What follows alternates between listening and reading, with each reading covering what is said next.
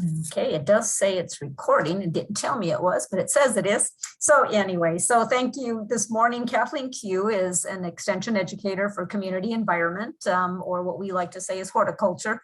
And she's located in Dodge County or Fremont. And Kathleen's going to talk to us today about perennials for specific sites and situations. So thank you, Kathleen. You're on mute. Now I'm unmuted, so can you hear me? So a lot of times when I'm asked to talk about perennials, you know, there's tons of lists out there, you know, lists all over the place. But when it comes to maybe challenging conditions, there's actually fewer plants that we can choose from. And really, my idea isn't to give you a comprehensive list, but maybe open your eyes to some things that ones that you've used before that you didn't know they had an application in a different space, and or something that's entirely new to you. So there's very specific areas that we all have in our landscapes. You know, we call those microclimates, or all kinds of fun names for different conditions that are going on. And we really should choose different plants based on those different sites. So hot and dry, I think, is probably one of the most challenging. And the important thing to remember about any of these sites is that a lot of the plants I'll show you today have different applications because of their wide adaptability. So, you know, wet places, everybody has that little low-lying spot in their yard where it seems like it's always moist, always wet. And there are plants that do well in those types of areas, as well as shade. You know, there's a whole NEB guide on plants for shade-loving landscapes. And so that's something that you can tap into. And then I think of dappled sunlight as being a little bit of a challenge too. And so I'll talk about all of these things. One of the things that I'm going to focus on is things that plants that we're not looking for some of these traits. And for me, one of those most frustrating ones is what we call lodging. It's when a plant takes a nosedive. You know, the classic German hybrid irises are the kind of the classic of that. You get a good windstorm with some heavy rain. Those flowers bite the dirt pretty fast, and they get pretty ugly when they're looking like that. So we're looking for things that can stand up on their own. As this image displays here, there's some plants that don't play well with others. So the weed biologists like to call this, you know, grass escapees. You know, they're seeding themselves, they're sending out rhizomes all over the place, and then they become not good players with their neighbors. I actually like to call them plant thugs because they come up all over the place. If we can keep fertilization out of the hands of people because it isn't necessary, then that lessens our chances of fertilizer ending up in our lakes and streams as it gets carried away. So if we don't have to fertilize, so much the better. If there's plants in the landscape that you constantly need to look at and check for different disease or insects problems, you know, that's an issue in and of itself, because then that requires the next step of deciding, you know, is this at a threshold where I really need to do something? So keep that in mind too. And one of the trends that we're seeing in gardening and landscaping is we don't want plants that do just one thing. So if it just flowers for a very brief time, and as you know, perennials don't bloom all growing season long. And so in that brief 2, if you're lucky, 3 to 4 weeks that perennial is blooming, the rest of the season, the foliage looks awful. It's eaten by all kinds of insects. You know, all of those kind of things that don't contribute to the landscape, then those plants are doing just one thing. And so if we can boost what we get from those plants, not just in foliage looks, but, you know, do they have pollinator appeal? Do they function well in a wet space? Then that's the trend that we're seeing with perennials, is having plants that do more than just one thing. So let's start first with the hot and dry locations. And if you look closely at this particular landscape, you can see that while it looks like maybe a cottage border, it really is a pretty sophisticated pairing of plants throughout this landscape. Okay, so if you notice where this fence area is, you can see that the area in front of it are things that do really well in a hot, dry location. But as you move behind this little fence area, then we're seeing things that maybe get just a little bit more shade and perform better in shade. And so this particular building faces east. And so that the side that's solidly shaded by this house really represents kind of a part sun, part shade location. Whereas the area that's towards the front, where it wraps around, then you actually have sun reaching that space over a longer period of the day. And that actually qualifies then as a hot, dry location. So being aware of those spots in the yard that, you know, one area isn't entirely one thing. It's probably a mix of different environments that need to be taken into account when making perennial selection. One of the things that I like best as a group are the ornamental onions, the allium species. So this one, the Star of Persia, is a really cool plant. It's an ephemeral. So an ephemeral are those plants that the foliage is sent out, the plant blooms, and then eventually during the course of the growing season, that foliage disappears, and all you have there is that dried stalk. And so in the case with the Star of Persia, that stalk can be cut and used in dried arrangements. The thing that I've noticed with this particular plant as a dried arrangement is it always wants to break off right below the head itself. And so I actually put those to use. So when I'm putting a dried arrangement together outside, I will take those kind of starry looking tops and I will just tuck them in around the base of other plants that are in that dried arrangement. And it really lends itself well, even though it's broken off.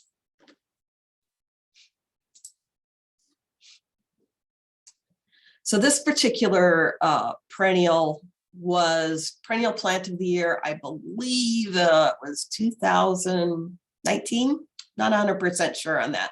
Perennial Plant of the Year. So the foliage on this particular allium is not ephemeral. It actually sticks around all season long. Really nice green foliage, upright in appearance, nice and shiny leaves. And so it lends itself well to pollinators. I mean, pollinators really dig alliums. So that's kind of cool, you know, which brings about the question, you know, if they're feeding on the flowers of alliums, does that mean they have onion breath? My guess would be, yes, they probably do. And then the allium giganteum. So these are the alliums that just have the huge heads. Globemaster is one of the cultivars in this particular genus of plants. So again, a very nice showy perennial. All of these tend to bloom earlier in the season. So we're talking like May, June. They really don't bloom much into July, but have no fear. There's other things that do well in hot, dry locations that extend the bloom. This is a Rudbeckia, kind of a different one. It's a cultivar called Henry Eilers. And this particular one is interesting because the petals themselves are quilled. So quilling means that the petals are rolling up lengthwise and forming a small tube down the length of it. So you're actually seeing the quilling that's on these particular flowers, the prominent brown cone that you're used to seeing with Rudbeckia in general. And this is a taller perennial. It'll get 3 to 4 feet tall, but it does a nice job of having a really interesting flower. Again, does well in hot, dry locations. And one other thing I want to mention about hot, dry locations is that while a lot of these plants that do well in hot, dry locations don't need much in the way of supplemental watering, when they're first planted, they do. So even your most xeric plants will appreciate being watered that first 1 to 2 growing seasons of establishment. So that'll be important to really get them the kind of root system they need to get under them to really support tapping water from other areas of the soil. So recently, the sedum genus for the tall sedums was changed to Hylotulipium. So if you're used to thinking of these as sedums, that's fine. We can call them collectively sedum as a common name. My mom always called these live forevers, and mostly because they're tough as nails. This particular one is one of my favorites. It's called Neon, really bright magenta pink. That's a pollinator magnet. They absolutely adore these plants.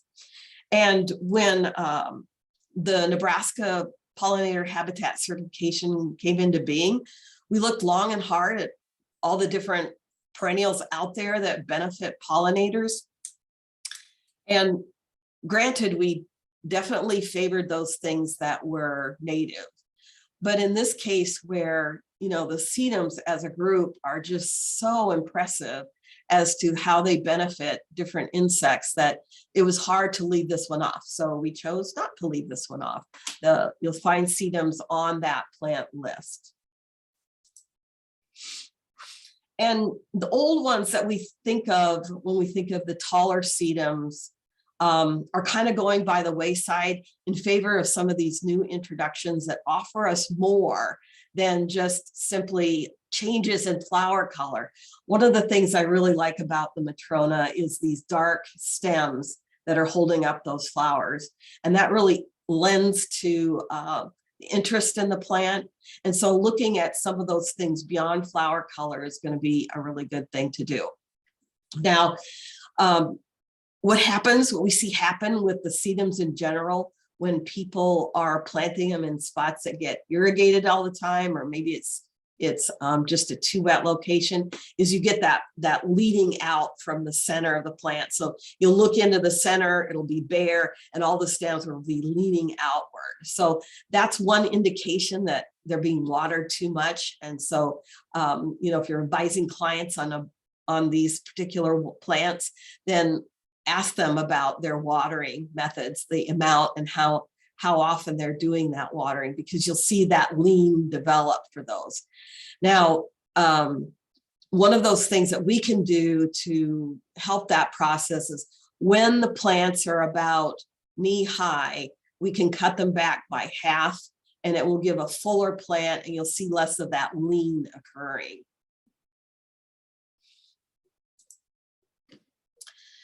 This plant is one that I find that people don't really know much about, but it's got an incredibly long bloom season. And it also fits into a range of applications, number one being a hot, dry site. The flowers in Petrenia are very tiny. Each flower is maybe 1/8 of an inch across. It's really, really tiny. But they're held in umbels, and in these umbels, then you have such a big bunch of flowers that it really has that showy sulfur yellow color coming through. The other thing I like about them is these stamens that stick above the flower, also in that same sulfur yellow color. And so it really has a nice look to it altogether. Another pollinator magnet, so that's a good thing about it too. And a lot of times when you're planting Petrenia, it doesn't matter necessarily where you plant it. It could be at the back of the border, it could be at the mid border, it could be at the front border of the border, because it's a see-through plant. So the rosetta foliage stays low to the ground, and then it sends up these stalks with these umbels of flowers. And so it really ends up being kind of a see-through plant. You can actually see the daylily that's just on the other side of this plant showing through. And I don't think I've ever seen any other common name for Petrenia other than Petrenia. So somebody knows this as some other name, I would love to hear about it. You can put it in the chat box. And then frostgrass. So frostgrass I really like as a replacement for any of the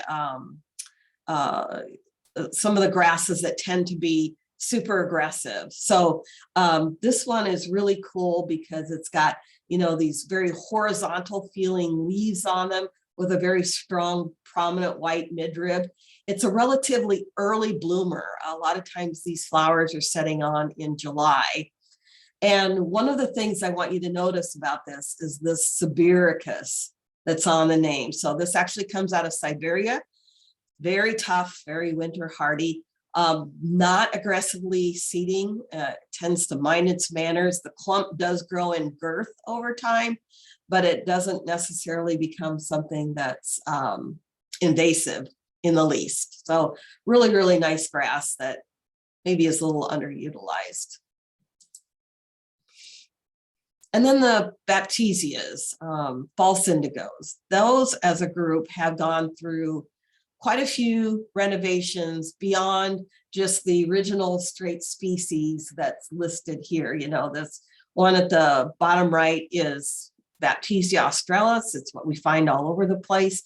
But there's been introductions in the trade, like sparkling sapphires on the left, upper, and then on the lower, purple smoke. Purple smoke is really interesting because it has these very purplish stems as well, which really lend themselves to showing off the flowers when they're blooming. This is, of course, a native plant. The black pods they're put on as they mature were something that indigenous people used for their babies as rattles. And so it was something that a lot of people like about the plant is these black pods that are put on. And in the breeze, they'll make a nice rattling susurration.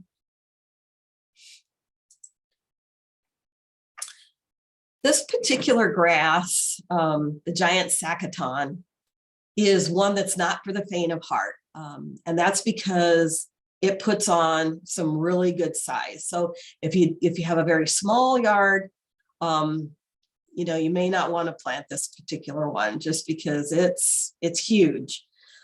We have this planted at the Takema Pollinator Garden. So if you've been to that garden to visit, you've seen this plant. But really where it excels, in my opinion, is with the light shining through it. It just is really quite beautiful. It's a big plant. I mean, we're talking 7 feet tall in flower, with most of the foliage located towards the bottom of the plant. And mostly it's these seed heads that get you up around that 7-foot mark. Cool things about it is that Plant Select, which is a program out of Colorado, chose this in 2006 as one of their plants of the year. And then all of us know about the Great Plants for the Great Plains program. This was the grass of the year in 2015. So very hardy, really pretty, not for the faint of heart. Okay.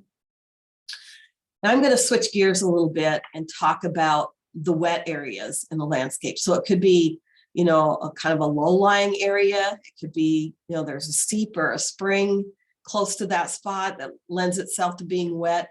Could be simply a pond edge. You'll see really wet soils in those particular areas. And I think about, when I think about wet places, remember a good 10 years ago when people were planting lithrum, loosestrife is a common name for lithrum, near pond edges, and it got away, and now it's an invasive weed all over the place. Just because a plant does well in a wet location doesn't mean that we should be putting it there. Okay, so these are plants that perform well in wet locations that don't necessarily come up everywhere. So they play well with others. Helen's flower is one of those that's a native plant that we think of sometimes should look like it does well in a hot, dry location. Maybe not the case. It actually prefers a moist location. So evenly moist soils is really going to be helpful. If you have a client that you know they overwater and you're not getting them to change their mind about how often they water, and they have a low-lying spot where nothing does well, maybe they should give Helen's flower a try. The other common name for Helen's flower is sneezeweed. And some people think this is because it's going to cause them allergy issues. that's not the case. Sneezeweed, that common name came from the fact that a lot of times the leaves of this plant were dried and put in snuff boxes. And so when you saw, 50 years ago, people using snuff, then sneezeweed could have very well been one of the components of it. And that's how it got its name. Helenium autumnale, lots of cultivars in these, primarily in the hot ranges. So yellows, golds, reds, oranges is where it really has a lot of color, not much, nothing in fact, in whites or blues or anything even similar. And then one of the things that we put at the Tecama pollinator garden was this one called mariachi or salsa. It's really pretty because it's got, this mix of hot colors with almost these rings of a different color surrounding that central cone. So Helen's flower is a really nice application for a wet spot. This is another plant that I find that people don't know much, Darmura. And in this case, what you're seeing here is, we actually in this case have some horsetails coming up in here. So that's not the Darmura. Okay, the Darmura is these big umbrella-like leaves that are coming up. They come up from a structure in the soil that looks, it's just a really big rhizome that you'll see in the ground. And typically when they flower like this, my experience with them has been that they tend to send up the flower stalk long before any leaves are coming up.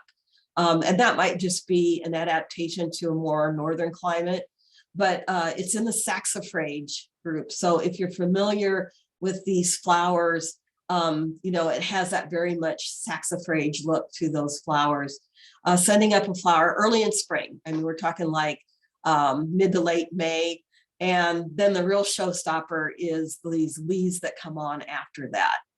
Really, really, really pretty plant. And you won't have it in a wet enough spot when the leaf edges turn crispy, crunchy like potato chips. So siting this correctly is going to be important. The ligularias as a group are really interesting and do best in this wet location that I had mentioned. I think probably the one that's most prominent in the trade that we've heard numerous times is a variety called the Rocket. And this one I like just because of its differences. Very much a cut leaf. I mean, deeply incised leaves for this particular variety makes the plant, when it's not in flower, very, very interesting. So this is another, good sized plant like the Darmura. Those leaves will easily get a foot across. And overall, the plant will get anywhere from 24 to 30 inches tall. And then the image on the right is actually a different cut leaf ligularia, but also another variety of it. But you can see that the cut inside those leaves aren't quite as deep as the one on the left.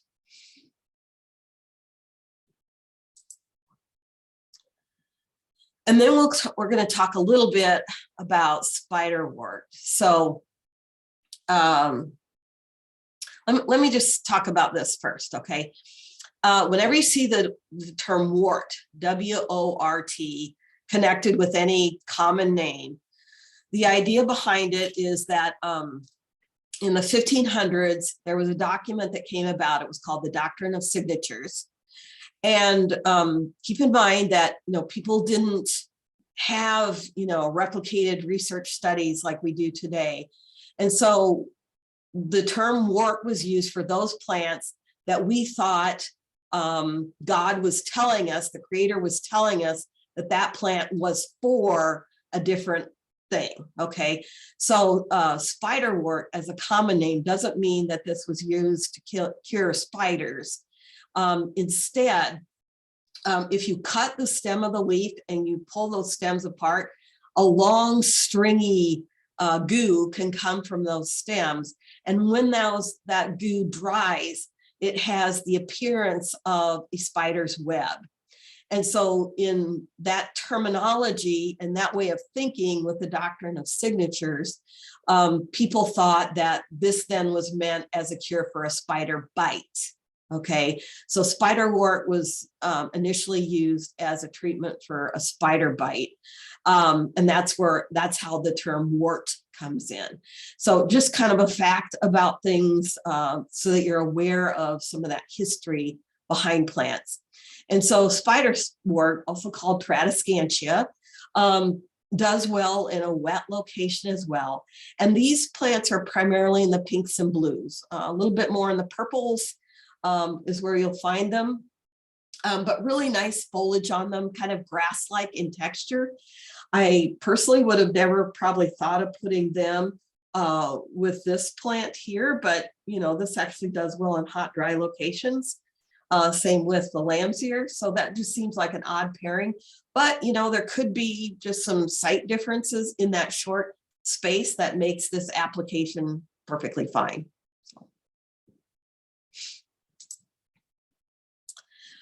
When it comes to one of the most interesting native plants we have, I think turtlehead, hands down, fills the bill.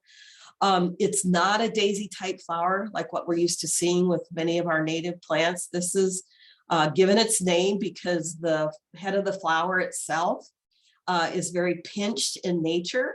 And so you'll actually see pollinators come to visit this plant, and bumblebees in particular are really fun to watch as they try to get in, because they have to do a little hip action, a little bit of wiggling to get into the flower itself. And you mention that to anybody in a program and suddenly they're inundating you with pictures of turtlehead with bees trying to get into the flowers, which is okay. I don't mind that. But it's just something interesting about the plant. There's two main species that we're looking at when it comes to turtlehead. There's the Chelone leonii, and these are primarily the pink ones. One of the most prominent cultivars that we see is a variety called lipstick. And then there's the white flowered ones, the Chelone glabra. And my experience with glabra is just not as vigorous a plant as the regular pink turtlehead is. And so if the client is complaining about, the white one just not being as vigorous, you'll have to agree with them, because the plant just doesn't have the vigor that the pink flowered one does.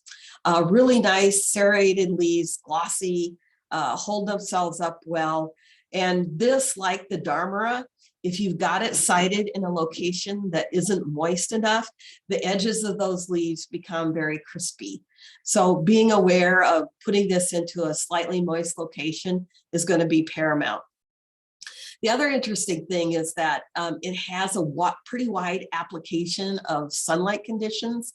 And so if you've got it in a full shade location, but pretty much a lot of moisture, then you're going to be absolutely fine growing it there, all the way to a more aggressive sunlight condition. As long as that moisture requirement is met, it's going to do fine. Now let's shift gears again and talk about shade. So typically when we think of shade, the plant that comes to mind most often are the hostas as a group. And that's fine. Hostas offer us a lot in the range of textures and coloration, leaf coloration. And believe it or not, some people grow them simply because of the flowers they have, which are pollinator magnets too. So having that option of introducing other plants in the landscape that can offer some more options than simply the texture of hostas really makes for a nice combination, so that even when things aren't bloom, you have those textural difference that are showing up nicely because of that contrast. So bloodroot gets its name from when you sever a leaf from the plant, you get this ooze that comes out of it that's very reddish in color, and hence the name bloodroot. This too is an ephemeral in that it comes up with these really interesting leaves. I absolutely love these leaves. And then you get these star-like flowers that are on top of them. But then that foliage doesn't stick around. Eventually As you progress into the season, the foliage collapses, turns completely brown, and then you don't even notice it anymore. So the big thing with bloodroot, if it's added to a shade location, is kind of mark the spot, either with an actual marker of some kind or a mental picture in your head of where it's located, because you don't want to accidentally dig it out to plant something on top of it. And then Bergenia cordifolia, also known as pig squeak, and it gets its common name. And hopefully some of you can tell me that you've done this, is you put a little bit of moisture on the leaf and you rub it against each other and you get this kind of squeaking of a pig noise. Not loud, but definitely very much replicates that kind of sound. So it too is a saxifrage. And so it's going to send up those flowers very similar to Darmera early in the season. We're talking like early spring, early to mid-spring is when you're going to see these flowers. And like Darmera, I think its really outstanding feature is this kind of almost a lettuce sort of look. And I've actually had people ask me, you know, when they see it in my landscape, so is that lettuce right there? But it's just a really nice, interesting texture. It's a colonizing plant, so it sends out these little rhizomes underground, and you'll pop up with new plants right next to that area. So I really like pig squeak for the texture that it adds, not just the flowers themselves. And the flowers themselves tend to be in the pinks and whites, maybe hot pinks as the strongest color, all the way to kind of a pinky white.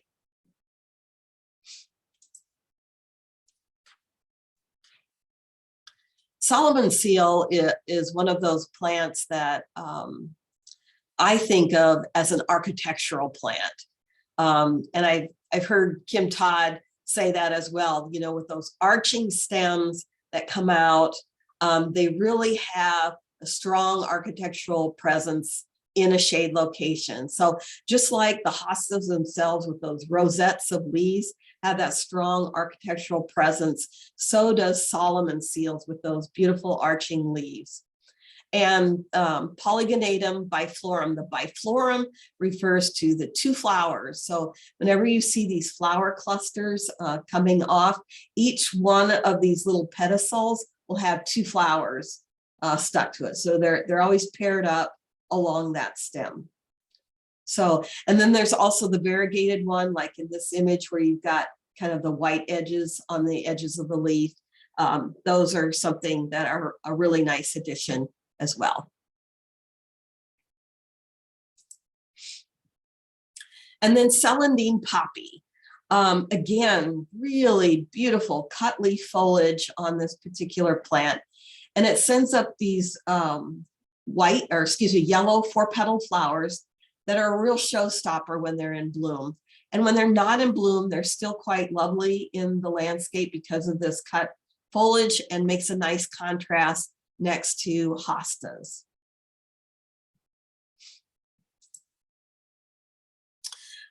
This particular foxglove, I don't see many people plant it, and it's really a shame because it's quite a charming foxglove. It is a true perennial, so it's not, if you've grown the, you know, like the Camelot series, those are all biennials, and you're really counting on those seeds to drop so that you're having that continuous plant location there. But with the straw foxglove, Digitalis lutea, this one is a true perennial. It's a smaller foxglove. It's just maybe 18 inches tall in flower, and the flowers themselves are kind of a yellowish creamy white in that particular range, with these strong foxglove-like leaves that we're used to seeing. And it does well, very well, in a shade location. And one of the things I should mention about this is that this one can be a tough one to find in the nursery tray. So in the case of my plants that I have, I actually started them from seed by locating the seeds through a catalog company. So this is another nice addition that we need to plant more of in our landscapes. And then lungwort. So moving back to the doctrine of signatures, there were people that knew that lungs, when you looked at them, kind of had a polka dotted look. So if you were doing some dissection of humans or whatever, and you looked at the lungs, they'd have this kind of polka dotted appearance. So through the doctrine of signatures, this plant was given the name lungwort because of that spotted nature of their leaves. Now those leaves can be, just spotted, or they can be outright blotches, like on this particular one. And the really interesting nature about the lungworts, and just as an aside too, just because the doctrine of signatures thought that a particular plant was good for a certain ailment, that doesn't mean that the research bore that out. But at the time, again, they didn't know that sort of thing. So just be aware of that as well. But the interesting thing about the flowers on this particular plant is that they have this way of ripening, so to speak, or senescing, that they change color. So initially when they open up, they're kind of this bluish lavender color. And then as those flowers age, they can turn this more pinky color. And that's just the nature of the plant. So next we'll move to kind of a dappled sunlight, a part sun location. But I find that I need to take a break just to blow my nose. So if we could just take a brief break here, Kelly, for a few minutes, then we'll come back in 5 minutes? That sounds great, Kathleen. And when we come back, there is one question. Okay. All right, good. Remind me to ask that. Okay. 5 minutes. So that would be, it's 9:38. So about 9:43. Or do you just want to make it an even 9:45? Let's be back at 9:43.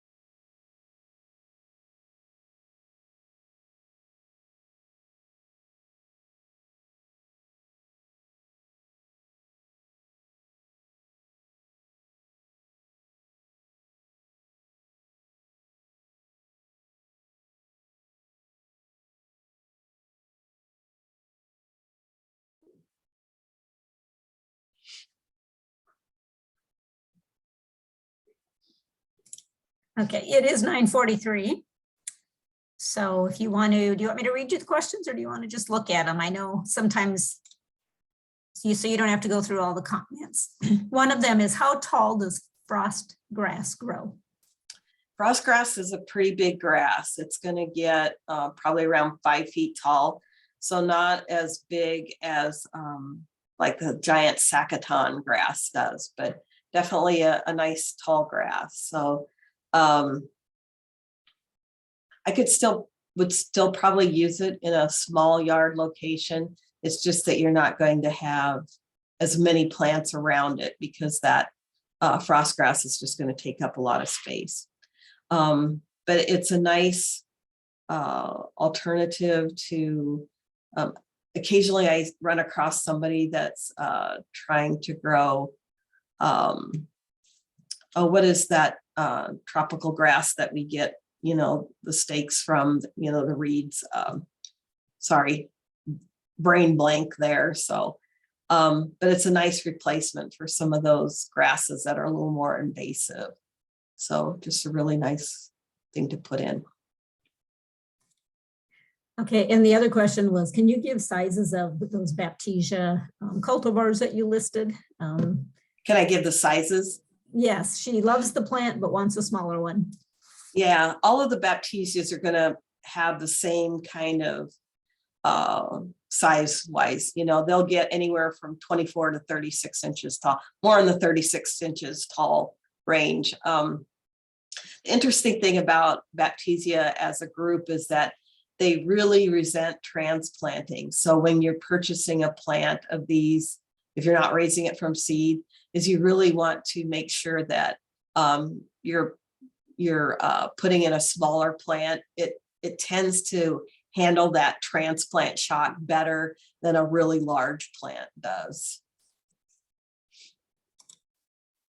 Okay, that's all the questions for now. I did want to throw out, you might have mentioned this, but I was dealing with some people having trouble getting on the Zoom, so I missed it at the very beginning. But when you're talking about Virginia, another quality I like with perennials are the ones that are evergreen. And I know Virginia really fits that. Yeah, for sure. Yeah.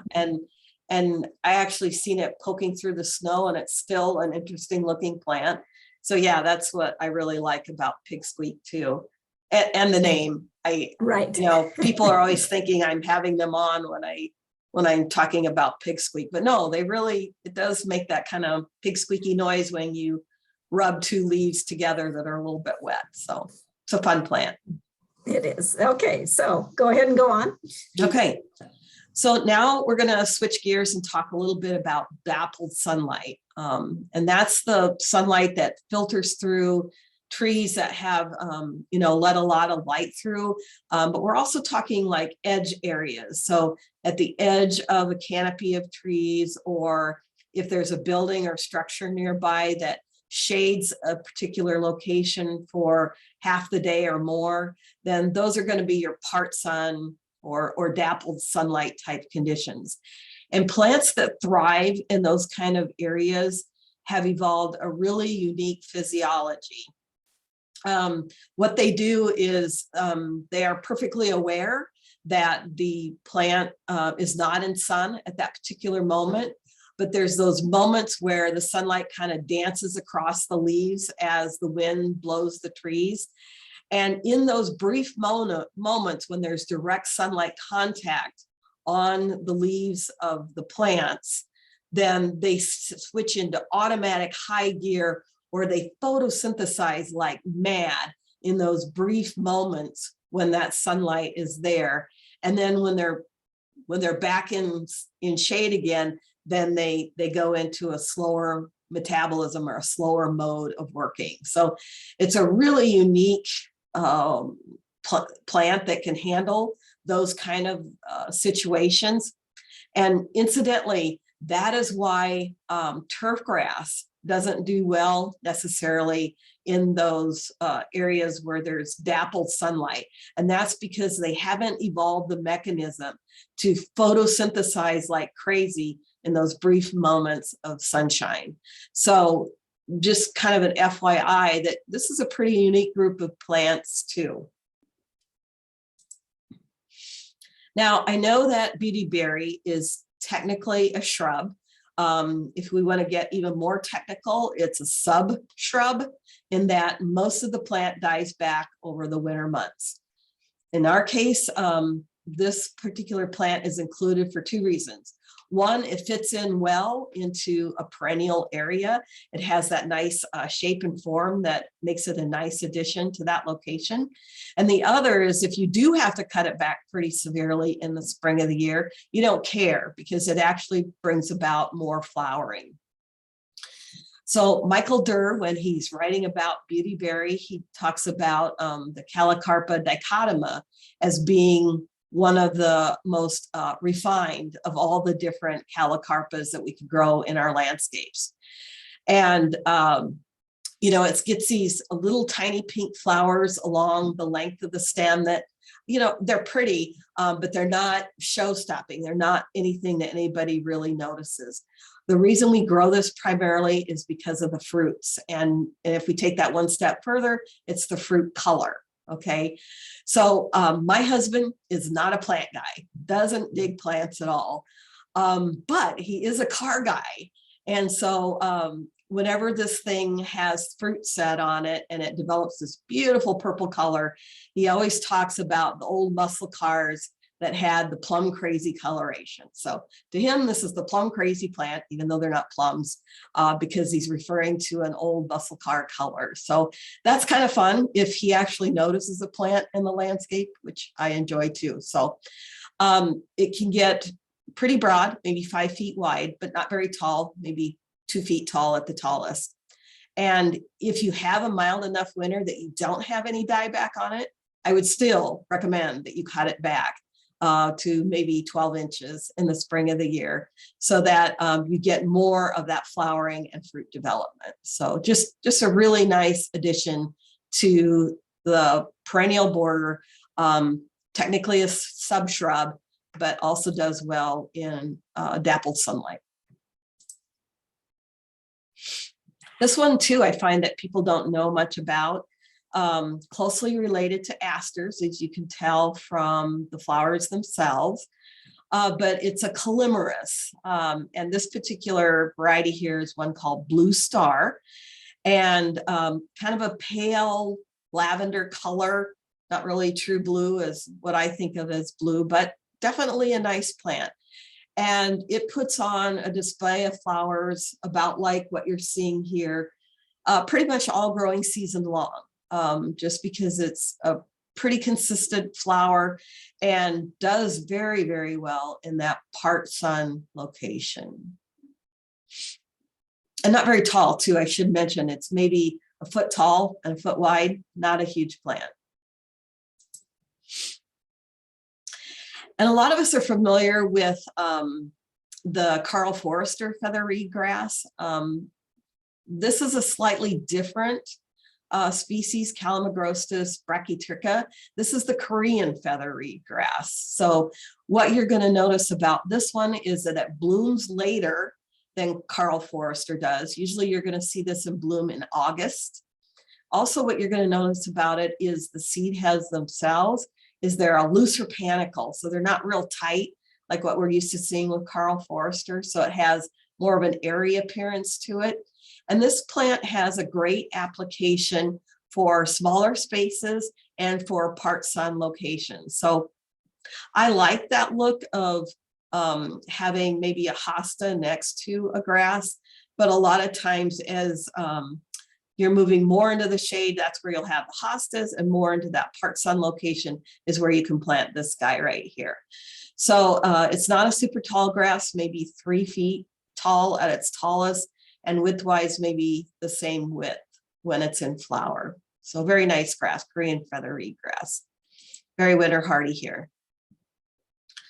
The hardy ageratum, sometimes known as the mist flower, Conoclinium celestinum, used to be in the same genus as Joe Pyeweed.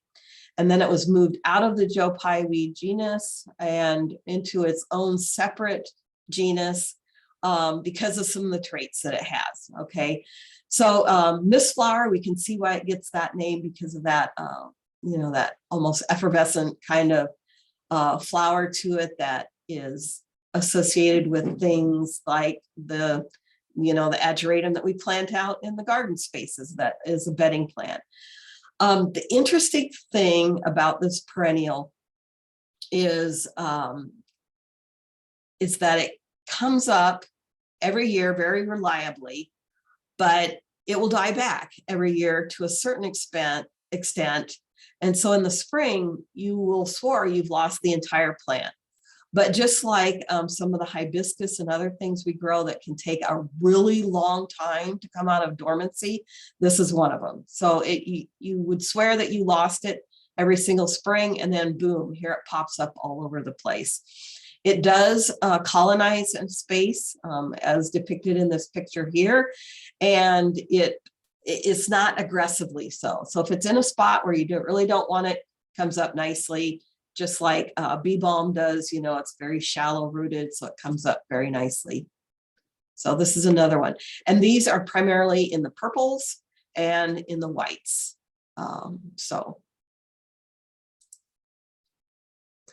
And then the Japanese anemone. So this isn't to be confused with the windflower anemone that's associated with early spring blooming in the rock garden. This is an entirely different species of anemone. Hupensis means Japanese, so Hupensis, Japanese, kind of redundant there. What's different about this is that it creates kind of a rosette of really pretty foliage leaves. And then in the mid to later part of the summer, it will send up these really strong stalks of flowers. And pollinators like these flowers. They're primarily in the hot pinks, regular pinks, and white range of the color spectrum. And so it makes a nice addition for those part sun, part shade locations. So Hakone grass is one of my favorite grasses because of this particular cultivar, aureola, means it's got these yellow streaks going through the leaf blades themselves. And it has just a really nice, well, I've seen one of the cultivars of these called Beetle Mania. So you can see why, you know, that happened, just because of that floppy nature. It's like somebody's crazy hair, you know, but it's really a nice textural difference in these part sun, part shade locations.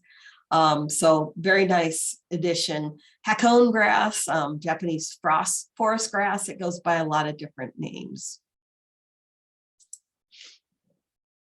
So now we're going to shift gears a little bit and move to those things where we're not talking about necessarily the actual growing environment itself, but actually the specific applications to like rain gardens, rock gardens, and all of these different things. So we're going to launch into all of these and talk a bit more about them.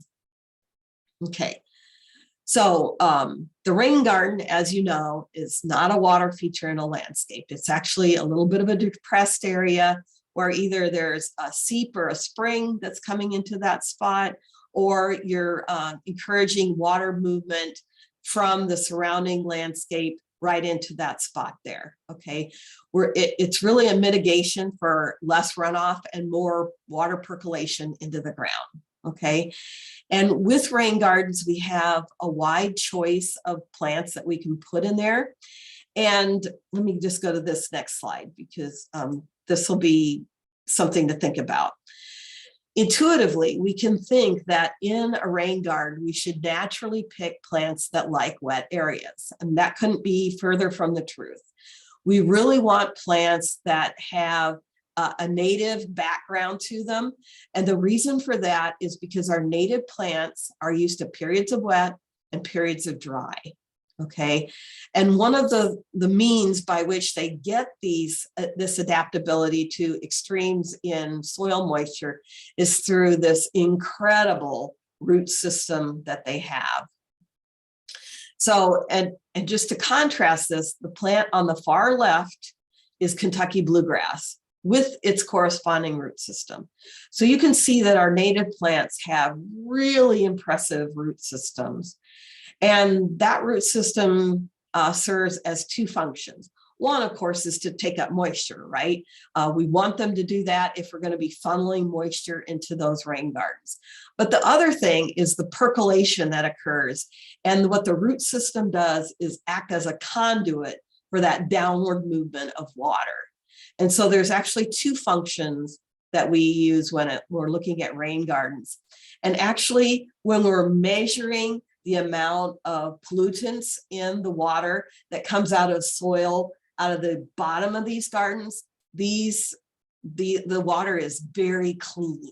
Okay, so we know that between the plants themselves and the soil itself, those two things are really getting those particulates and those toxins and things like that out of the water, making for a cleaner water supply. So that's why we're focusing more on native plants for these particular applications. Okay.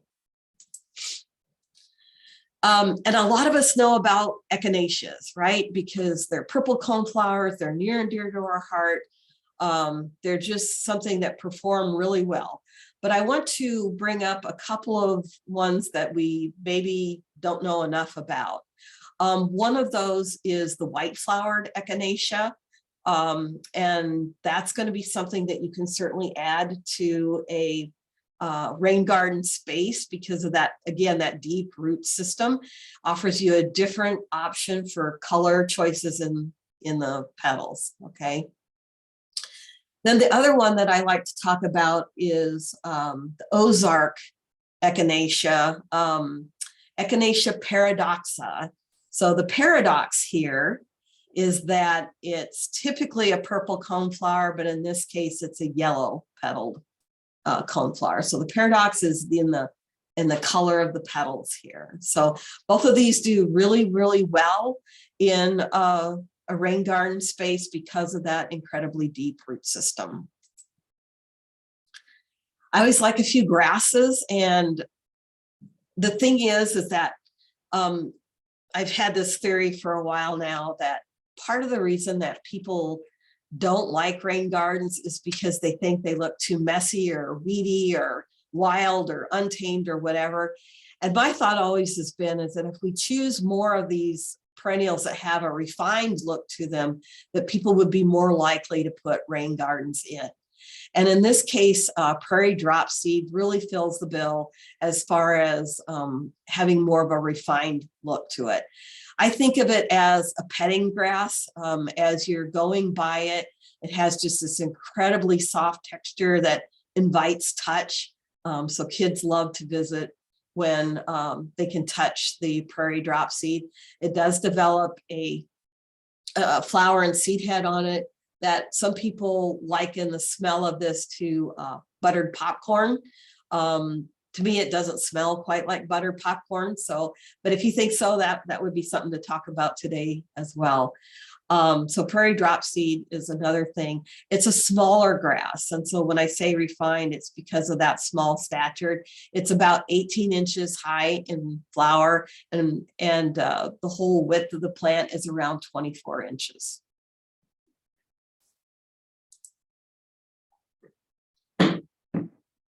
Then there are the ironweeds. And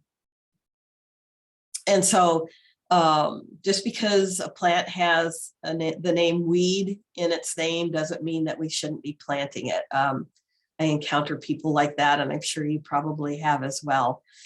The prairie ironweed is, the ironweed on steroids. It's a big plant. I mean, it easily tops 8 feet tall when it's in flower, and it's just filled with these little purple fuzzy poofs in these huge umbels of flowers. So it's really quite a showstopper.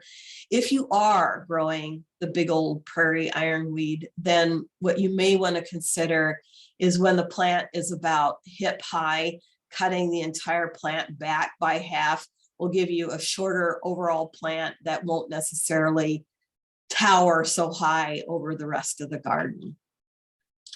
And then if you're looking for something a little shorter, the Letterman's ironweed.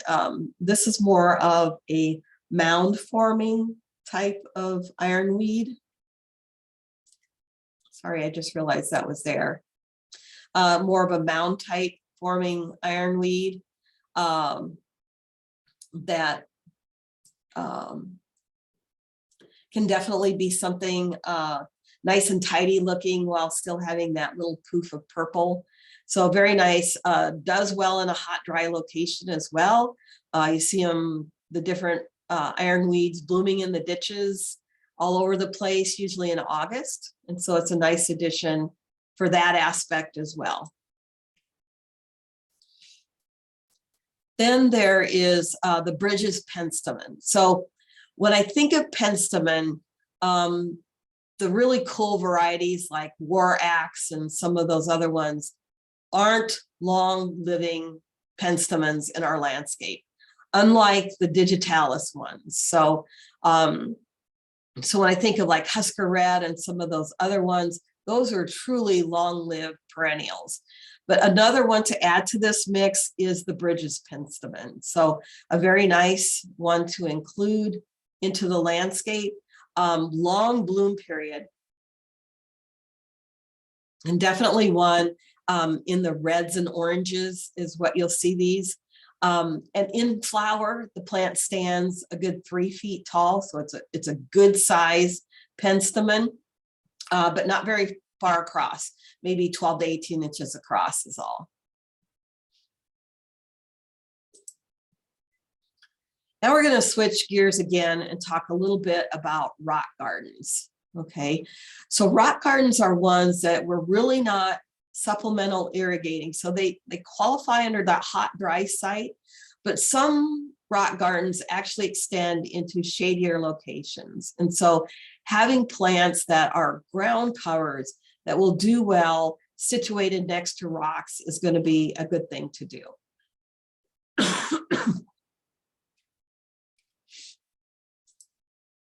Okay, so I know you're thinking this is crazy. Why does she have daylilies listed in here? But daylilies are actually listed as a ground cover. So if you've ever looked at the NEB guide we have on ground covers, daylilies are listed, and that's because of that colonizing nature of the daylily itself. It's not super aggressive, but it does tend to widen the clump as it ages. And the flower forms and the colors are unbelievably wide with this number, with these plants. So that's why it's included here, just because they're a great addition to a rock garden area. So Kelly, I got this image when we were on the stormwater tour a few years ago. And there was this really interesting rock garden space. So it's kind of hard not to mistake it for a rock garden just because of all the pea gravel that's around the plants themselves. But this is primarily a thyme garden. So creeping thyme, mother of thyme, woolly thyme, any of the thymes are going to do really well in this type of application. Just tough as nails, handle those hot conditions. You know, you can eat it if you wanted to. So there's just lots of reasons to put them in there. Really pretty flowers that are primarily light lavender colored. Once in a while you'll run across a white one, but it's really this foliage texture that we're looking at when we include thymes in our landscapes. And then sweet woodruff is a nice ground cover that we can consider for some of our rock gardens if we're looking at things that are a little bit more of a shade application. So it gets its common name from this incredibly fragrant, teeny tiny flower. I mean, the flower itself is about 3/8 of an inch across, but really beautiful glossy foliage. And if you're familiar to bedstraw, the plant that we kind of fight in the spring of the year, it also is a gallium. So that's why they look very similar to each other. This one is definitely more refined looking. You know, tulips have kind of brought some frustration in the gardening world, because in these hybrid tulips that we're now planting in our landscapes, in an effort to get, you know, the taller varieties with this incredible range of blooms that they have, we bypass things like winter hardiness. And so a lot of our tulips are maybe 2 or 3 growing seasons worth of perennials that we have in our landscape. And then after a while, we have to talk about replacing them.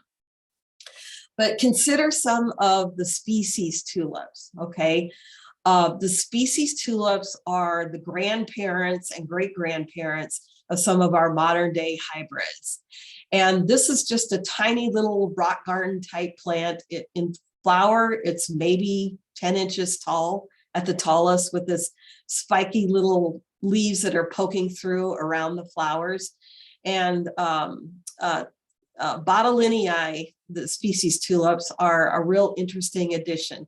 You won't find a huge range of cultivars in the trade with these, just because there aren't that many.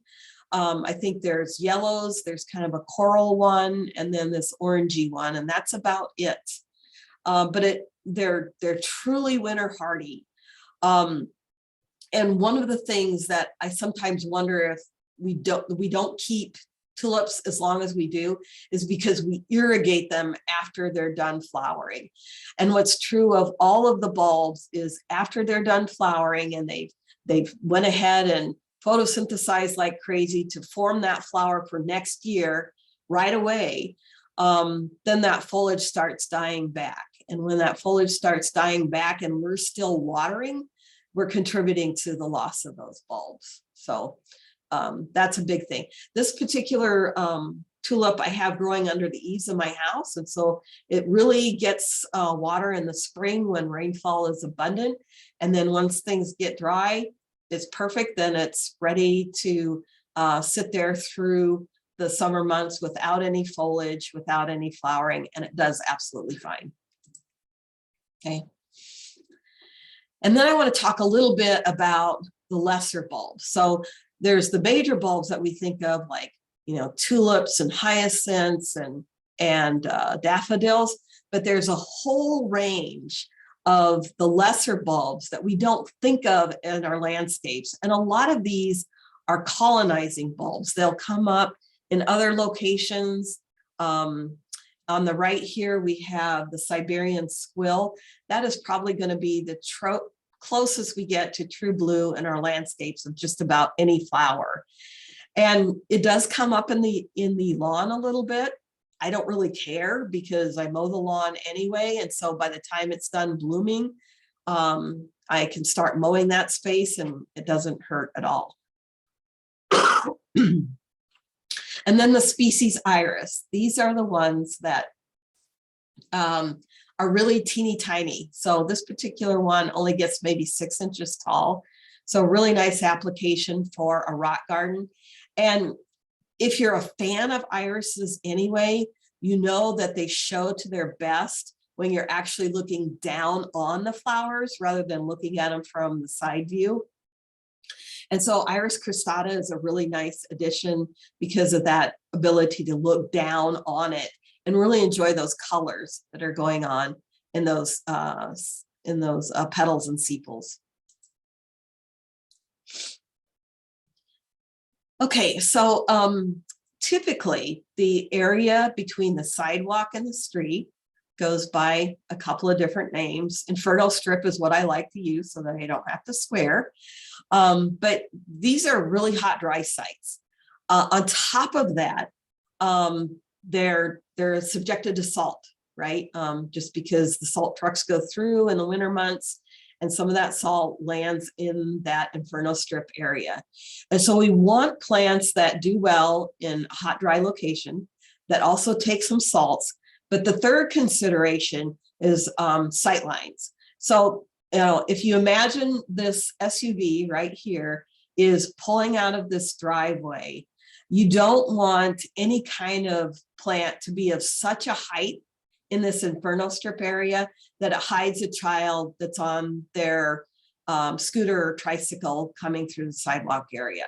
So then it becomes important to stay below 24 inches so that sightline clearance isn't interrupted. And so this is a very specific type of growing environment that we should be aware of when we're planting inferno strips. One of those plants that does well are the plants as a group that have some fuzziness to the leaves. And the benefit of the fuzziness of the leaves is it helps to retain more of the plant moisture inside the plant, but it also helps to hold the salt off the leaf when that salt truck comes through to salt our roadways during the winter. So one of those that fills the bill here is comfrey. So comfrey is actually an herb. You can make a tea from the leaves, and it develops these little interesting curled downward flowers on it. But I really think of comfrey as a textural plant because it's got these wide leaves that have some fuzziness to them. So even when they're not in flower, they're really quite a beautiful plant. Has a wide adaptability to sunlight conditions. It doesn't do well in full shade, but it does well in a part shade location.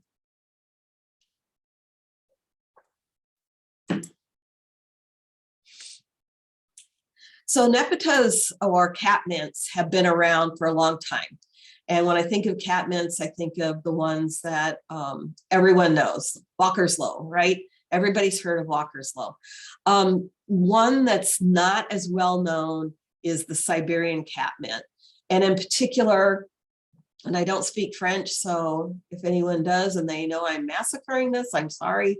Savenir d'André Chadron is a cultivar that I think is the best of the Siberian catmints and best of all the catmints in general. Has a wider leaf than we're used to seeing with the catmints, but has this prominent tubular purple flower on it that's a real magnet for pollinators. And the other thing that I like about it is that it doesn't seed all over the place like the catmints do. So Walker's Low, when it came onto the market a number of years ago, it was touted as one that doesn't seed all over the place. That's not exactly true. It can seed all over the place. So this Siberian catmint is one that really performs well for us.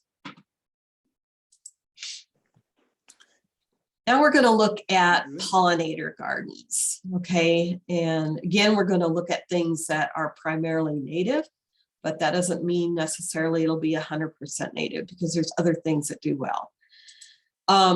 One of the coreopsis, so everybody knows moonbeam and zagreb. Those are two prominent cultivars of the threadleaf coreopsis. This is a really nice one too, the mouse ear coreopsis. And in particular, the cultivar Nana has some really nice green mounded foliage that stays really neat and tidy through the growing season. And then it sends up these star-like flowers for probably a solid month during June is when you'll see this in flower. So just a really, really nice coreopsis.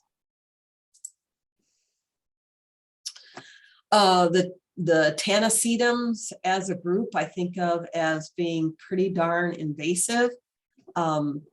So this is a nice addition that gives us something different. This is snow daisy, Tanacetum niveum. And this particular one has little white daisy-like flowers. And these flowers are tiny. They're maybe only, well, they're really less than an inch across. And deeply lobed foliage that can have kind of a blue cast to it. And the foliage stays as lower to the ground, and then it sends up these stalks of flowers with lots and lots of blooms. It has a long bloom season as well. It can seed itself to a certain extent, but not aggressively so. So I usually get 1 to 2 volunteers that come up around the parent plant every year. Never complain because I like to add to the size of plantings or dig them up and move them in new locations in the yard. So this is a really nice one to add for the pollinator garden. The bee balms or Bernarda as a group are one of the best for being pollinator magnets. And with some of the inroads that have been made to the different flower colors, and just as a side note, I mean, we don't typically think of these types of flowers as being good ones to attract pollinators. We think of the daisy type flowers as being the best, but you know, pollinators love these flowers. So it's offering enough in the way of nectar that the insects are definitely visiting them. You want to look for those varieties that are powdery mildew resistant. They just look better overall. And so if you're choosing those varieties, you're going to have better luck with them. The genus Aster has also gone through some changes. And so we actually refer these now to Symphyotrichum as the different ones. And the specific epithet oblongifolius has some of the best asters on the market today, I think. There's this one on the left called October Skies, and the one on the right is called Dream of Beauty. When they're saying October Skies, they are not kidding. These things are blooming in September and October. They're one of the latest asters that you can possibly get to bloom. The really nice thing about it is you're not tying it up because it's falling over like some of the taller asters. They form a big mound. And when I say big, they can easily be 24 inches across and about 12 inches tall. So give it lots of space because it appreciates that. But it just has this incredible show of flowers at a time of the year when you don't have much else going on. Okay. So this one I need to explain myself a little bit because people always look at me cross-eyed when I mention this. So Vitex, also known as chase tree, never performs like a tree here. It's more shrub-like as depicted on the right here. And so in our climate, it acts more like a subshrub where it's dying back to the ground or close to the ground each spring. You'll have to cut it back to about 12 inches, okay? But the benefit of growing this plant is that that root system is more winter hardy than butterfly bush. So if you fought growing butterfly bush year after year after year, and I have, for me, it's an expensive annual butterfly bush. And so Vitex has been a real option for me as far as attracting pollinators, having something that is a little bit more woody in nature, but also fits well into a pollinator garden application, okay?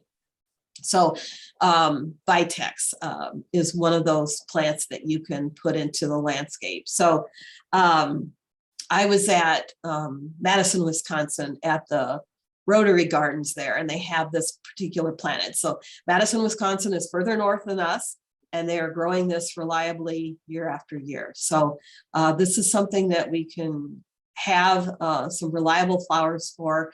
The downside to it is they're only in these lavender colors. They're not a huge range of color variations like you see with the butterfly bush. You're pretty much limited to one option, but it does have beautiful foliage. It's really, really a nice plant. So if you're looking for something that's a little winter hardier, give this one a try. Okay, now I want to mention this because this isn't really anything that's in flower right at the moment. But when we have pollinator gardens, we have to pay a special attention to when we cut back stems. It is not simply good enough to hold off on cutting back stems and waiting till spring. It's the length of those stems that we leave in place when we're cutting them back in the spring. So some of our pollinator friends are cavity nesters, and they will use the hollow points of stems as a place to lay their eggs to overwinter. Okay. And when we cut back those stems too early in the spring, or if we're cutting them back in the fall, we're killing pollinators. Okay. Because with both ends of those stems open, they just can't handle that exposure. That most often they dry out. And so having those stems cut back in the fall or cutting them back too far in the spring is not necessarily a good thing. Now, one of the things that we know from research that Jody Green has done with the University of Nebraska is that the emergence of those pollinators can be all through the growing season. So there's really not an opportune time to cut stems back to the ground, okay? And so leaving maybe 10 inches or so of those stems in place, because the pollinators are going to be located primarily towards the bottom of these stems, will give the pollinators that are nesting in these sites a fighting chance to make it through, and for those eggs to hatch, for those larvae to develop into full-size adults and to emerge. And so that's why we wait till spring, and then we're very careful about how far we cut back. All right. I just got this question last week. We need to find some plants that stand up to Fido. And there's a couple of things associated with dog urine when it comes to plant performance. One is obviously salt content. You know, it's the nitrogen that is in the dog urine that cause plants some problems, usually because that nitrogen content is too high. The other is the acidity of the dog urine that can cause some problems as well. And collectively, when we're looking at the plants that perform best in those types of conditions, we're looking for two traits. They can have one or both, thicker leaves or leaves that have some fuzziness or hairiness to the leaves to physically keep that dog urine off. Okay, so let's talk about some of those plants. We're looking at the Mediterranean plants. The Mediterranean plants, one, grow in saltier soils anyway, so they're going to handle that nitrogen a little better. But collectively as a group, these plants tend to have fuzzy leaves. So if you think about oregano and sage and those types of plants, those would be the ones that are going to be the things that handle that well. Now, if you know that your dog goes out and urinates in the herb garden all the time, or the neighbor's dog comes and visit, you would never eat these plants like you would. So then you're talking about relocating the garden.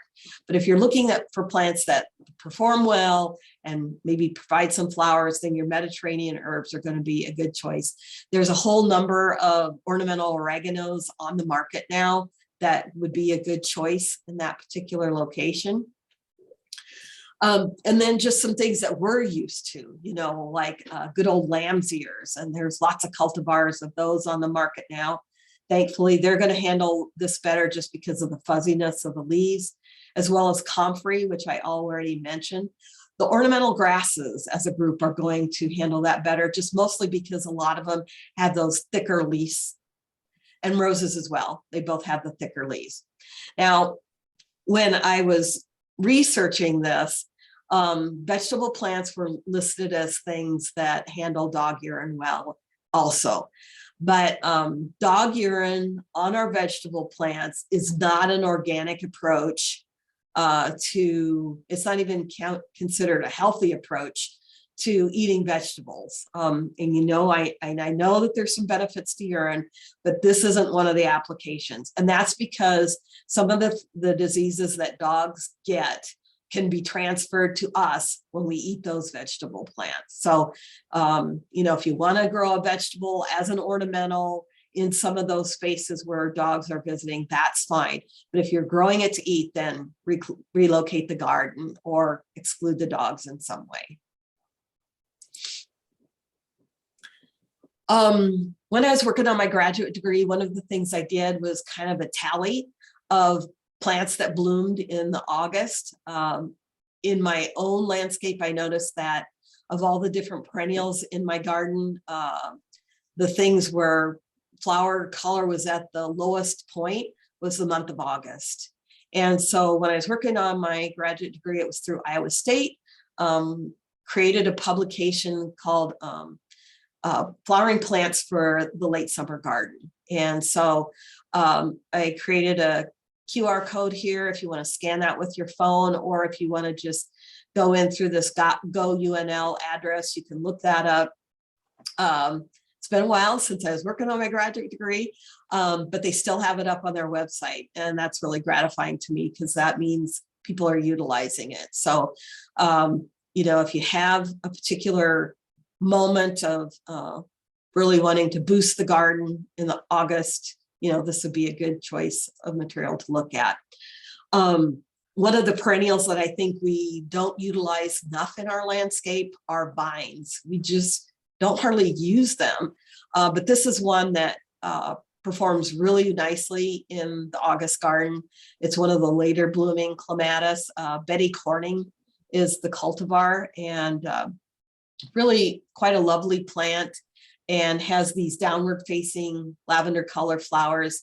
And so that's just kind of an example of some of the different things that bloom well in August. So with that, are there any questions in the question box?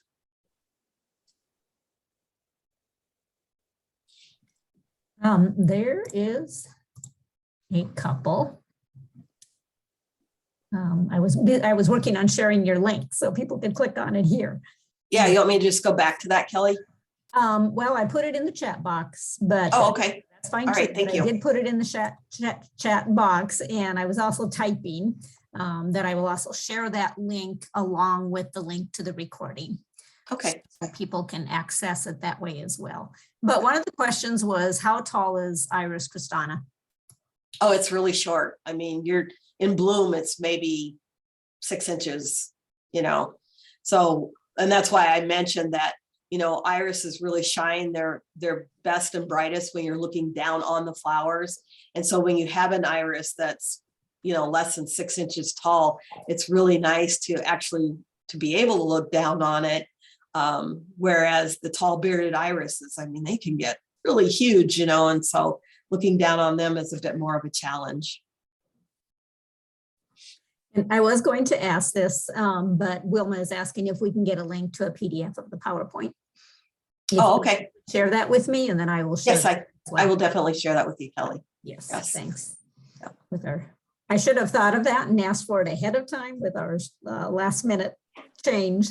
Yeah, I'll make sure you get it, Kelly. Great. Is there any other questions then? I don't see any questions right now. Deb Donkey, Okay. I believe, but she did share that she loves Korean feather reed grass. She grows her in full sun, and she highly recommends it. Yeah, it's a really nice grass. Yeah. All right, well, I actually have some questions for you as a review. So let's go to those. All right.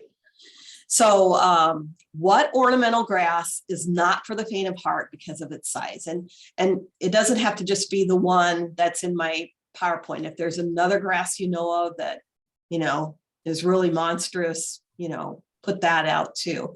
And just go ahead and put it in the chat box. And Kelly, if you wouldn't mind sharing that with me then.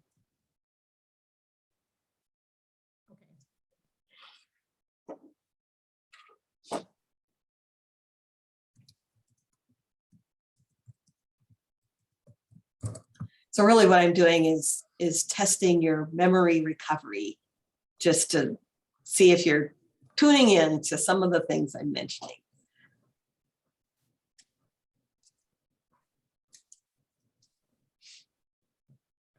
Okay, do you see that, Kathleen, or do you want me to share? Yeah, please share. Okay, Scott says the giant Sakaton. Yep, giant Sakaton was the one that was, you know, it's a monstrous grass.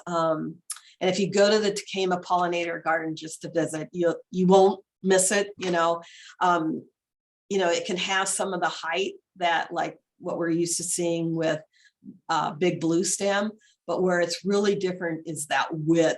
You know, it just has this giant presence.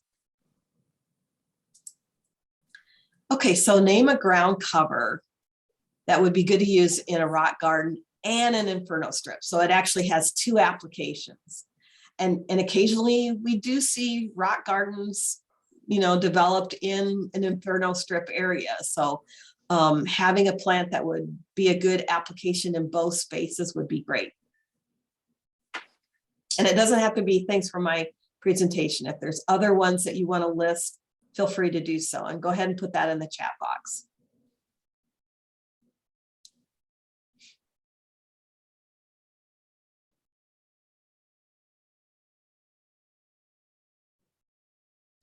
This is where the handout would have come in handy to go back and look at those. Yeah. And look at those. But I agree with Kathleen, it does not have to be from the handout. It can be from your own personal experiences of what has worked well for you.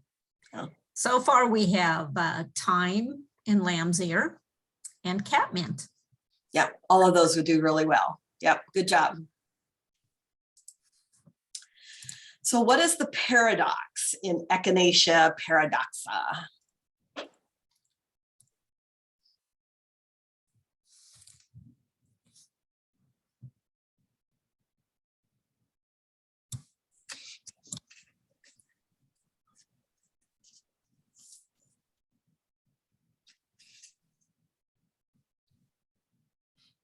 Kathy says color.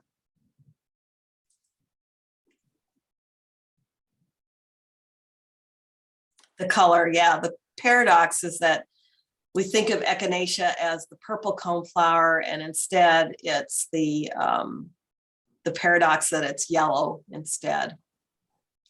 If aster yellows and some of those other diseases of Echinacea has been an ongoing problem for you, the nice thing about some of the different Echinaceas is that there's more resistance. So if you've had an ongoing problem with them and had to remove them from the garden, then give the Ozark coneflower a try. And Cindy did share Ozark, so somebody did share Ozark too as well. Good, very good.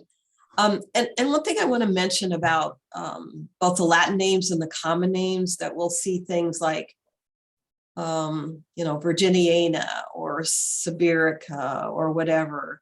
And for some of those, like things with Virginiana, people say, well, it's not really, native to here. That may not be the case.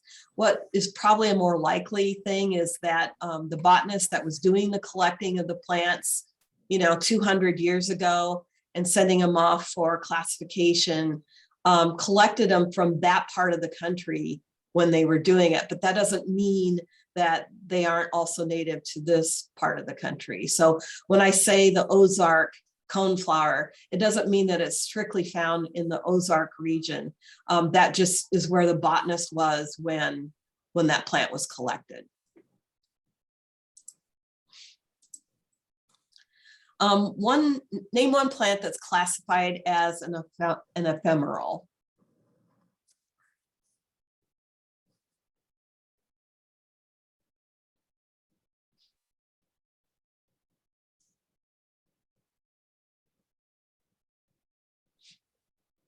Were these going to be some of your Plinko questions, Kathleen? These are going to be my Plinko questions. Great. Yeah. I in Platte County, I have a game called Plinko, and that was going to be our hands-on activity, but this works great too. Dormira from March. Yep. Well, yeah, actually Dormira can actually hold that spot all through the growing season. But some of the species tulips that I mentioned are an ephemeral. The Star of Persia allium that I mentioned is an ephemeral. So, and really when we say that, what we're saying is that plant has a presence with leaves and flowers for a very brief time, and then it dries up. If any of you grow Fremont clematis, that's an ephemeral as well. So blooms early in the growing season, the foliage grows for a long while, and then as we move into those hot months of August, the whole plant dries up and can break away. So, or you can clip it away, whatever you want to do in the landscape, but those are all ephemerals.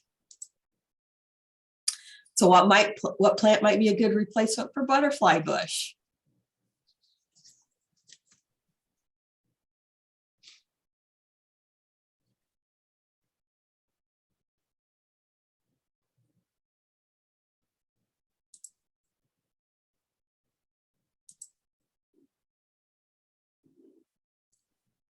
Chase tree is one answer.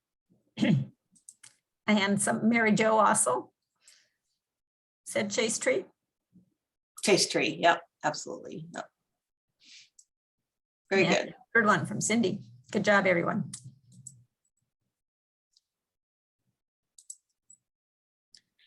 What pollinator plant can also be made into a tea?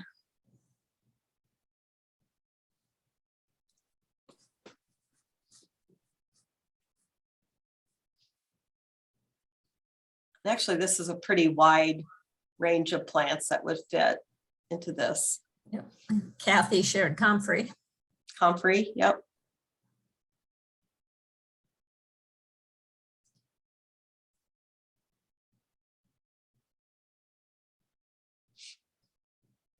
Also Monarda. Monarda was another one that you can put in for its benefit for pollinators.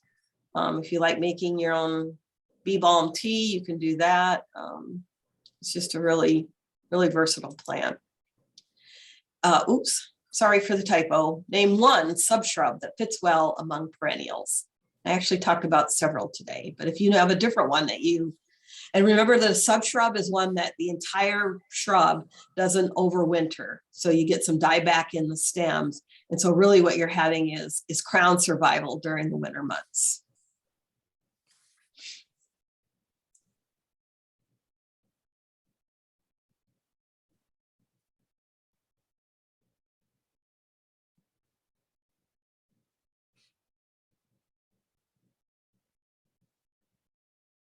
Beautyberry. Yep, absolutely. Yep, beautyberry is one I mentioned. Vitex tends to act like a shrub instead of a tree in our landscape, and it acts like a subshrub. So those were a couple I talked about today.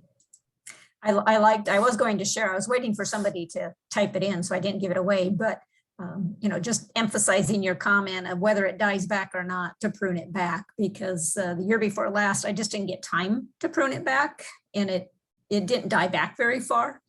And last year it died way back, and it's just amazing the production of fruit on the young stems compared to before. It really is beneficial to cut it back on pretty much. Yeah, thanks for bringing that up, Kelly, because sometimes when we have a mild winter and it survives, the temptation on our part is to just leave it all in place, but the plant just doesn't look as well. So if it's a subshrub, you know, go ahead and cut it back pretty hard. And that's true of some of our roses as well. Marge said heartiness. I think you meant hardiness. And are you asking that of beautyberry, Marge? I'm presuming she's asking about the. I think she's referring to the newest question I have posted here. So why are native plants well suited for a rain garden? Okay. Winter hardiness, yeah, but there's actually one factor that's ahead of that one even. The roots, yeah, the root system. Way to go. Yeah, that very good. So we choose native plants for our rain garden locations because some of those roots can go down to like 20 feet. It's incredible. I mean, it's deeper in some aspects than trees. Some of our tree roots are. So it's just this incredibly deep root system. And I always like to use this example. Steve Rohde talked about this when he was helping Carter Lake, Iowa, developed some rain gardens that went in around the lake itself because the water quality in the lake was extremely poor. And so that first year that those native plants were in place, they were having those rain gardens drain in about 48 hours. And of course, that's making some people a little bit uneasy because you know, beyond 48 hours is what mosquitoes need to develop from larvae into adults that fly away. And so their concern, of course, was that they were actually contributing to the mosquito population. But the next year, so we're talking about the second year of development of those rain garden plants, they were seeing those gardens drain in 24 hours. And that was all because of the root system that those plants were developing. So that's the best trait that the native plants have for that rain garden application. So we're cutting back perennial stems, and we should do it in the spring because we want to help the pollinators. How short can we go in order to preserve those nesting sites for pollinators?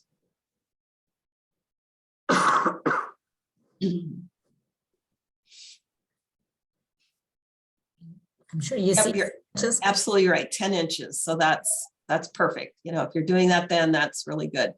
The important thing to remember is that as that new foliage is emerging in the spring, it'll eventually cover up those 10 inches of dead stems.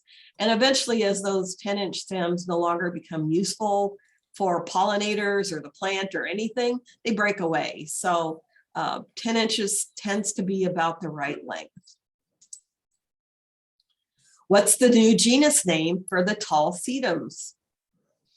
Remember, in the past, we always called them sedum, and now we have a new name for them. And we just love our friends who developed this new nomenclature.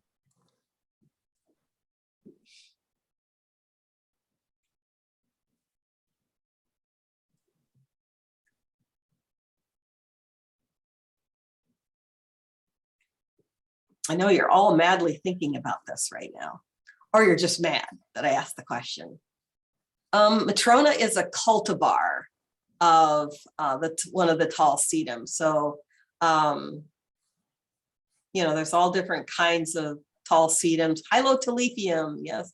You just need one more L in there, Janice. But yeah, so you're along the right track. Hylotelephium is the new genus name for the tall sedum. So, and incidentally, all of the ground-hugging, low-growing sedums still retain the term sedum. It's just the tall ones that applies to. So that's just a little update for you. What's the term used to describe petals that roll up? So there was one plant that I had that the petals rolled up, down the length of it to make kind of a little tube. You remember what I called that? Yeah, they're quilled. Yeah, they're actually rolled up, they're quilled. So very good, Janice. What traits do plants that thrive in a part sun environment possess?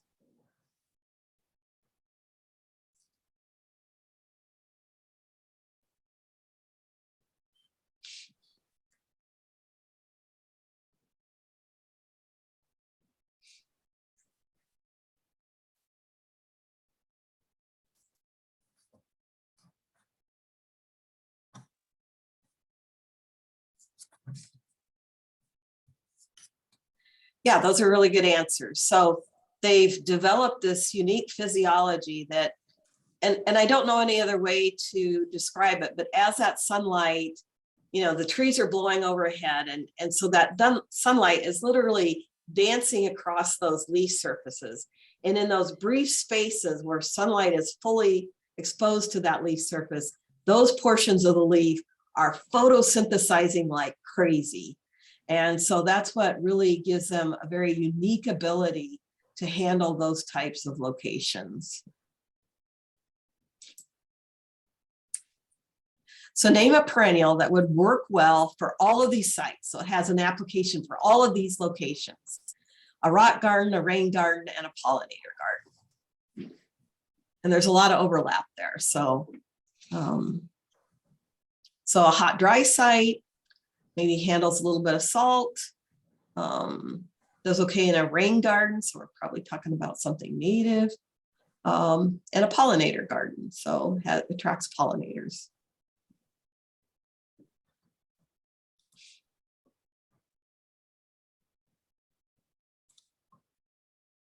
Yeah, echinacea would be a good one. Yes. Catmint would be another good one.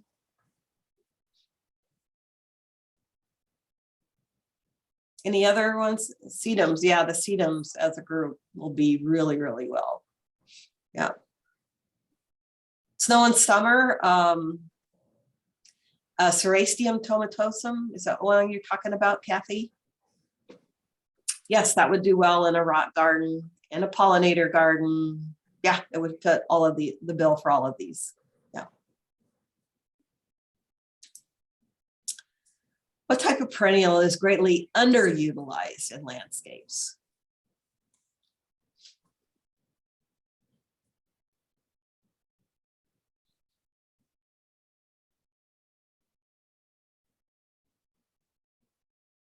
So we're not talking about one species of a perennial, but as a group, what perennial is underrepresented in landscapes?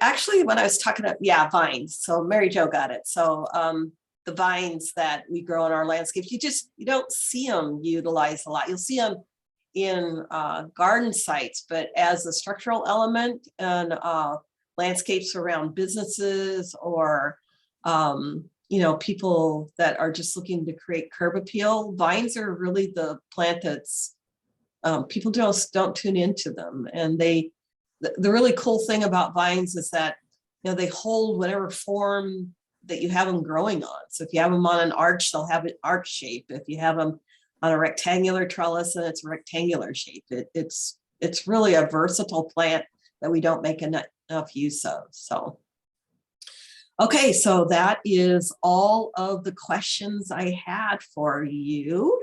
Do you have any more questions for me?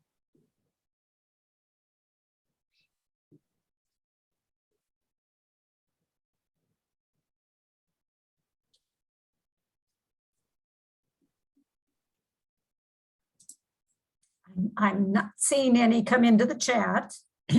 If you do think of a question, be sure to type it in. But I do want to take, there is, Jana says no question, just great training. That was just what I was going to share, Janet.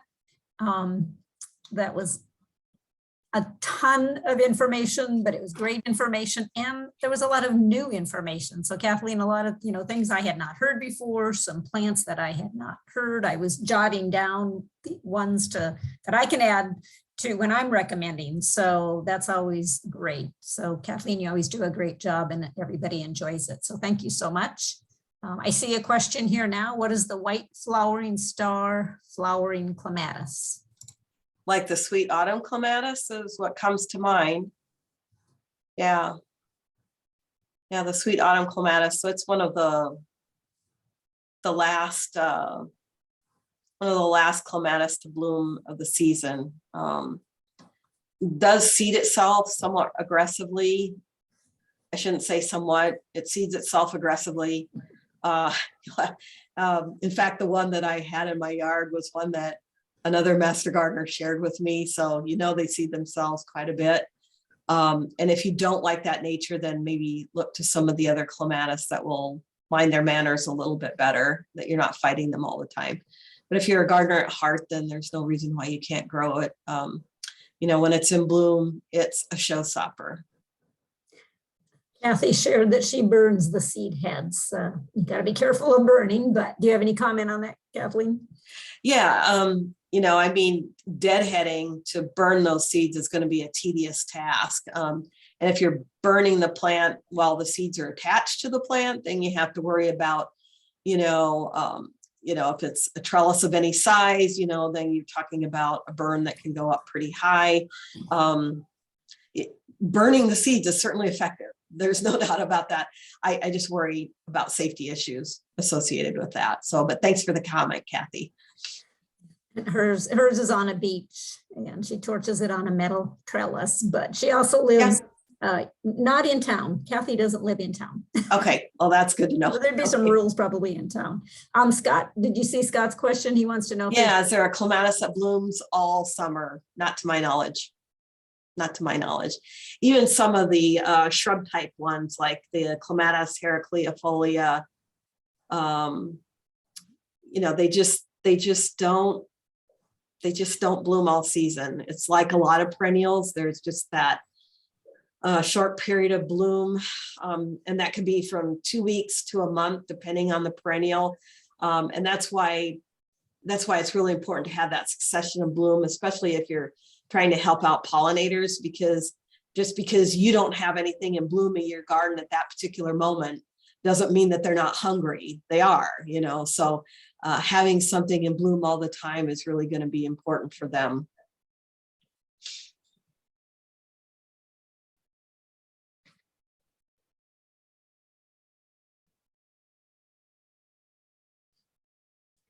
Well, I'm sorry we didn't get to play Plinko. That would have been a fun game. It is fun. We usually break up into teams and then one person from the team has to come up when it's their turn, but it's a good review and it kind of breaks up. Yeah. Well, and I was trying to think of a good thing to have for a prize for the winning team, and I was drawing a blank. So, but yeah, it would have been fun to do it. Okay, if there are no longer any questions, again, a big hand. You guys can put hands in the reactions, or we can just say hands, but a large hand to Kathleen, and thank you so much. That really was good. Again, I will share the link to the Zoom, Kathleen's PDF of her PowerPoint, and then the fact sheet that she wrote for Iowa. I will share a link for that as well. Give me a little bit of time to do that. I won't need a ton of time, but I have to wait to receive the link from Zoom, and then I have to upload it to YouTube before I share a link with the rest of you. So don't expect it immediately following the program. But again, thanks everyone for joining us. And I appreciate the adjustment to going to Zoom. Hopefully we don't have to do too many of those that way, but for the next Zoom that we are hosting is February 15th, and that will be ornamental grasses with Bob Henriksen from the Nebraska Forest Service and Nebraska Statewide Arboretum. Yeah, that'll be really good. Bob just is really good with ornamental grasses. And Kelly, I'll get my PowerPoint to you then next. Great, thank you. Right. Everyone have a great day. Right. See you all. Thanks, Kelly. Thank you, Kathleen.